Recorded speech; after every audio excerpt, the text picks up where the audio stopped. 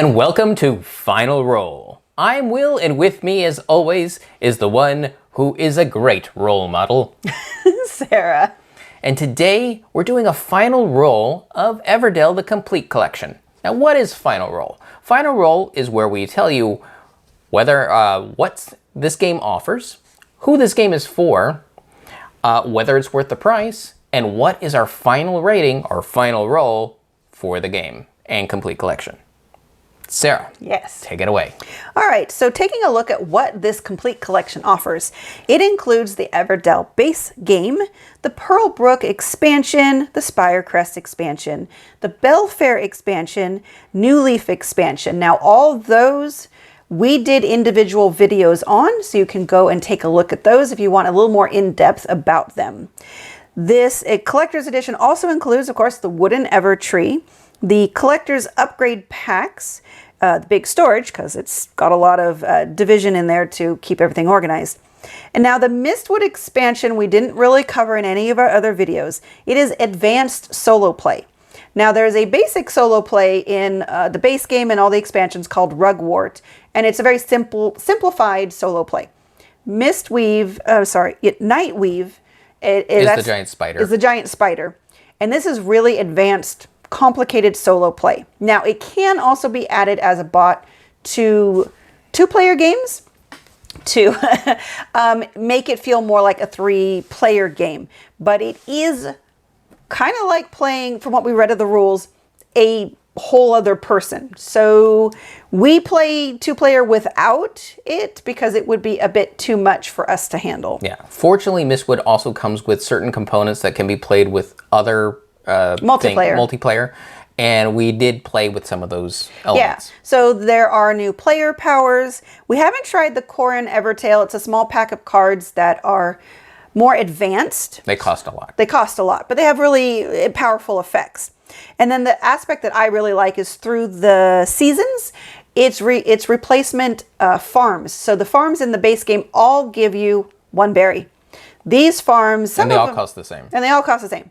Here, now the costs vary. Some of them still give you a berry, but a lot of them give you a choice between a berry and something else. So it just really livens up the farms so they're not so static. Yeah, I think the one that only gives you a berry actually costs less. Yeah, now it costs less, so it feels better. Yes. All right, now the only thing this collector's edition does not include that you might want to consider is the deluxe resource vessels. These are the really fancy little bit holders so that you can put the bits in there, put the holder in the box, it all gets, covered up, and that makes it really fast to set up and play and also to put away. Yeah. Also the leaf holders for the special events. Yeah, and that is critical because the way they work with the tree is they lay down flat, which means you can't see them unless you pick them up. So it has a vertical holder for these tiny little cards so that you can just glance at them and see them. Okay, so now let's go over who this is for. Let's start with beginners. All right, honestly, it's going to be a lot. Probably too much for most beginner gamers. It's just, I can't see a lot of them choosing to use all this content. Yeah.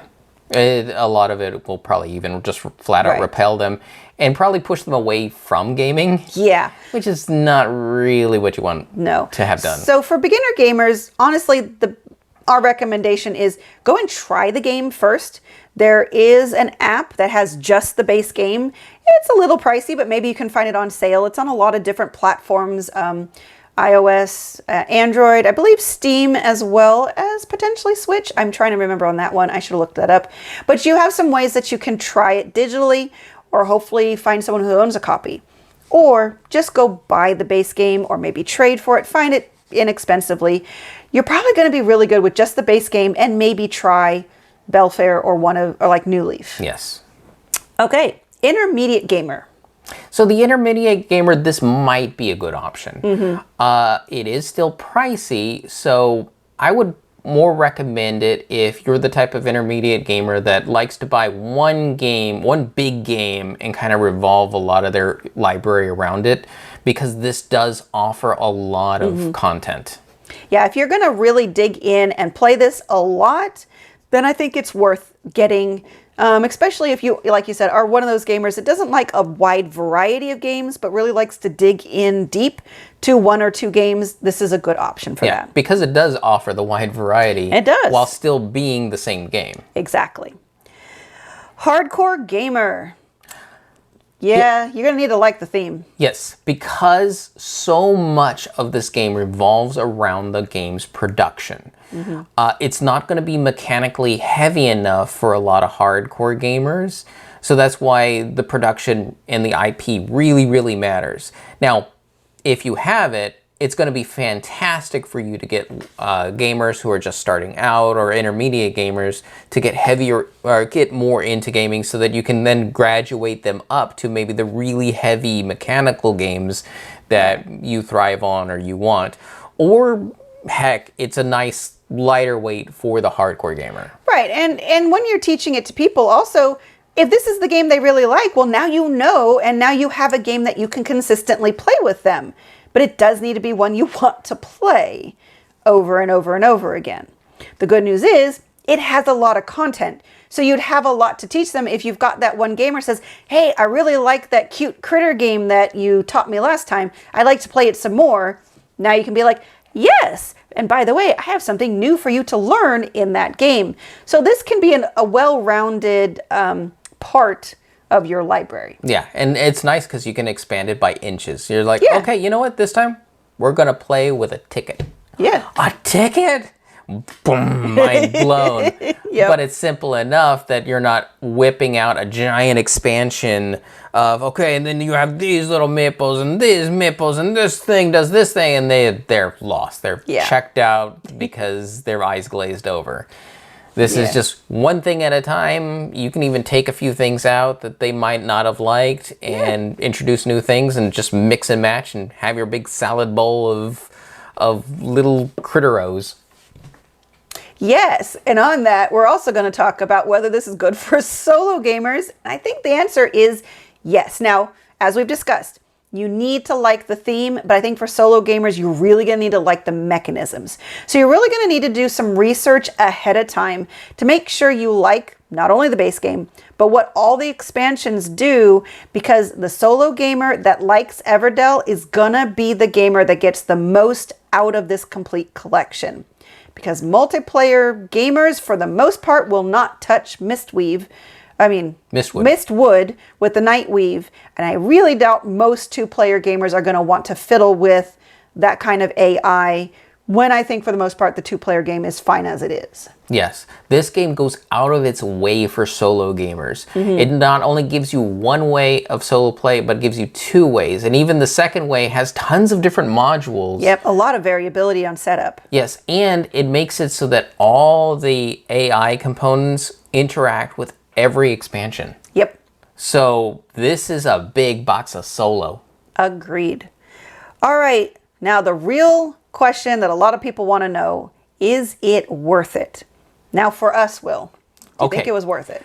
We were lucky in the fact that we paid more crowdfunding prices, because we paid $200 plus shipping. At 30, 40 bucks. Yeah, 30, 40 bucks, because it is a heavy, heavy box.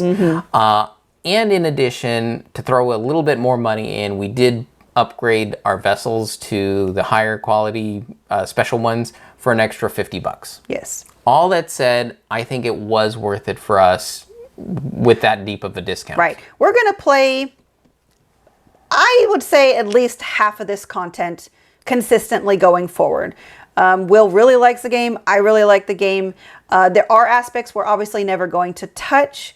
But there's stuff that I think we're going to experiment with again. So I think we will definitely get enough plays out of enough of the content to make it worth having bought it. Yeah, because even the expansions that we don't touch much, there are still going to be components from that we'll use. We'll use the meeples from it. We'll use the player powers from it. We'll use the forest cards from it. We'll use some of the critters from it. We'll use elements of it, even if we're not fully invested in that given expansion and not use some of the chunks. So I do feel that we will get our money's worth out of even the elements that we're not enamored with. Agreed. Now, when it comes for everyone else who's paying retail price, which retail price is $350. Now, granted, at the time of this recording, the publisher's website had that $75 off, but I wonder how much of that's off just to kind of Cover shipping? Yeah, I don't know what the shipping is. Of course, that's going to vary depending on where you are. So honestly, this is going to be a hard sell if you're paying full price for it. You're really going to need to do your research on whether this is the theme you like, whether these are all the mechanisms you're going to like. Again, this is probably going to be a better sell for solo gamers than any other gamers just because of there's a large chunk of this content that is solo play. But I think for those who really do end up loving this theme and loving the mechanisms, it could very well be worth it. But you really need to do your research up front. Maybe just try to go find a way to play the game before investing in it. Yeah. Flat out, I would say solo gamers, take a look at this game. Yeah. Hardcore gamers who want to play with families, take a look at this game. Other ones, ooh. See if you know somebody who has it, really, honestly. Yes, try to play it before making any decisions. Yeah. Because, we went in a little bit blind, but fortunately it worked out for us. Yes, agreed. All right, our final roll. So, going over how it rolled for us, base game, I gave it a 5, Sarah gave it a 4. You want to use the dice? Yes. Okay, so let's get visual aids here. So base game, I gave it a 4. And I gave it a 5. Then we moved on to Belfair. I gave it a 5. I still gave it a 4. Right. Pearlbrook. That got rough. That did. Went to 3. Went to 3 for me too. And Spirecrest went back to a 4 for me. 4 for me as well. Ooh. Not as good as the base game. Right. New Leaf went up for both of us. Not quite the same. I went to a 5. And I went to a 6. Now, finally, for the whole complete box package, it rolled a 5 for me. It's still not a perfect game for me. There's still a lot of content that I don't want to play with. I think my ideal setup is probably going to be base game, Belfair, New Leaf. And that's probably what I'm going to want to stick to for most of the games that I suggest. For me, it went to a 4. Ooh. I absolutely love the game. However, price-wise, I can't see a lot of people enjoying the game at that price. And I know that this box still has a lot of stuff that I'm not going to interact with at all. That bugs me. Yeah. I can't help it. I will ask to play this game. I will like to play this game, and I will know I'm not getting all I can out of this game. Fair. So that's just why it gives it a 4 for me. No, I get that. I've been a little bit not as swingy as you on it. And I think for me, the stuff that we're not going to play with, I don't know why, but it doesn't bug me. I think it's because I still like so much of what it does. Yeah. It organizes it all. It has a great insert. Well, a good insert. It's not great, it's good. But it keeps It's better with the advanced vessels. It is better with the advanced vessels, being able to take those out and put them in. Just the card organization and being able to set it up with exactly what I want. I like that. It does kind of bug me that there are going to be things that we don't, but that's also why it's a 5 for me. Okay. All right. 9 out of 12. For the final roll. For the complete collection of Everdell. All right, and that will do it for us. And Sarah, for your little town that's in the Everdell Valley called Flower Bell, Yes. what does it say on your pamphlets for people tourist pamphlets? Tourist Yes. pamphlets. Stop and smell the flowers. What about you? And sneeze? And sneeze. Yes. We have For- lots of Kleenex. For me, at Woodchuck, where my town is, we're all nuts. That is very true. And remember, if you have any questions, comments, or concerns, you can reach out to us on the various social media platforms at Rolling with Two. That's TWO. We are on Twitter, Facebook, and Instagram. And on YouTube, please like and subscribe. And if you have time, check out the other content Nanaman has found for you, because remember, he's rolling with you.